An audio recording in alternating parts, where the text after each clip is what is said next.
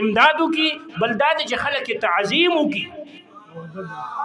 چې خلک یې څه وکړي؟ تعظیم او ادب وکړي. چې چا په ایمان راوړی دی خو امداد یې نه کوي، د دین امداد یې نه کوي، صرف ایمان یې راوړی، دغه ایمان عند الله مقبول نه دی. چې چا په ایمان راوړی تعظیم او ادب یې نه کوي، دغه ایمان هم عند الله مقبول نه دی.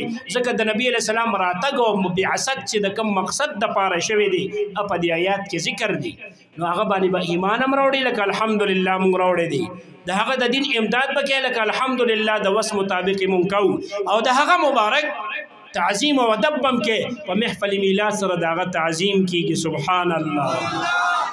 او تعظیم یې څنګه کېږي؟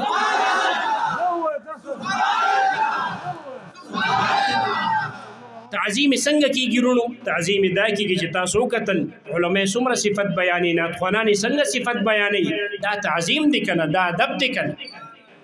د دویم مقصد دی. مقصدونه ډېر دي خو زه صرف درې مقصده بیانوم.